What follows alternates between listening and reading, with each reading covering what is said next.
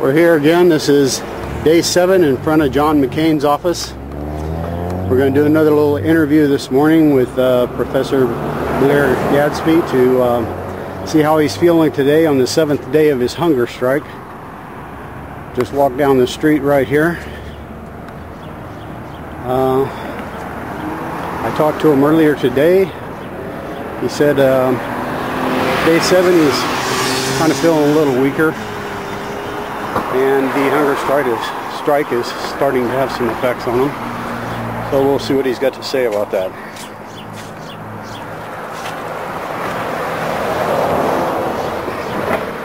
You're on. Hi Larry, day 7, hungry for truth. It's 1:34 when I got up this morning. I don't think I've weighed 134 since I was a teenager.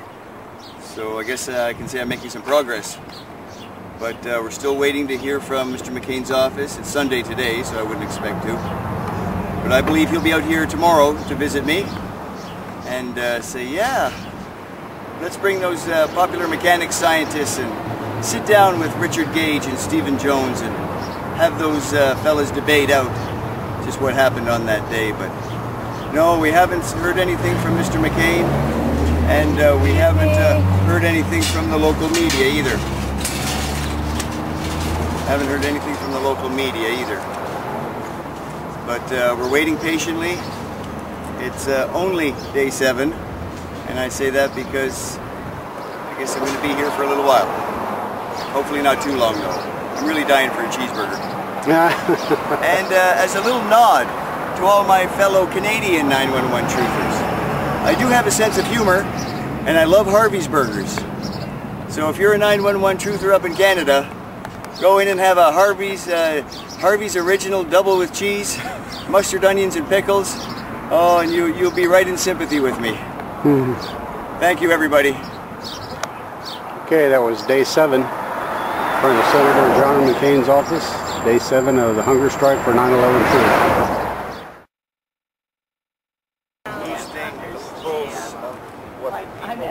I speak proper. The vibration level. I don't use the word goes.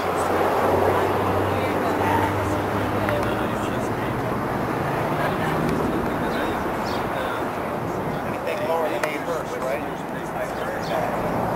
She said, of course, we've just beaten it to death. She said, well, that was too low. And I said, wow, I can't believe that it's not more time. Hey, did you know that if you put lime in your water, it's very hard? It's juice. Got a pocket knife? Anybody got a pocket knife? Just look at the history of building small things strong enough. No, you just put it in the water. You squeeze it.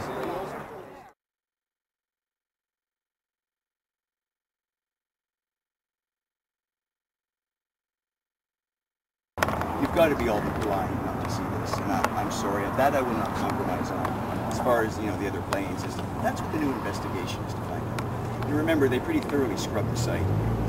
I mean, by the morning of the 12th, Wednesday morning, 120 truckloads of debris from the crime scene overnight. What the hell is going on? That's what I want to know. Were there hijackers? I don't know the number of them.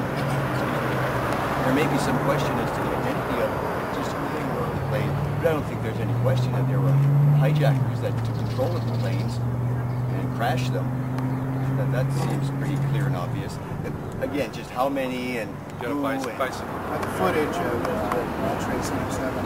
I've seen that footage several times, so I'm not sure what you mean about it's been deleted. I mean, you can see it on YouTube, and I believe that now. I'd have to go back and watch the History Channel 2-hour documentary, and I do believe that footage of World Trade Center 7. Indeed, I've even seen a clip of it on Fox, on Hannity and Combs. They showed one of the angles, not all of them, but one of the angles, and this is what Sean Hannity said. So, because it looks like a controlled demolition, you're saying that there's, and then they can go on with a line of things like there's no planes and pods and aliens and lasers. So, look, I don't want to play those games. Sure. Yes, indeed. There have been clips, but it's always used, it seems, to distort it and to make it seem as if something is going to block people who are trying to explain it. Never has Richard Gage been on being able to give a scientific description. You read this nonsense. Do you know what the official version is of what Building 7 came down to? The unusual, I'll tell you what. The investigation I'll tell you what it is. I've read the book. I wouldn't be here if I hadn't read the damn book. The unusual internal structure of the building. I'm sorry, that is playing upon the ignorance of the American people. It explains nothing.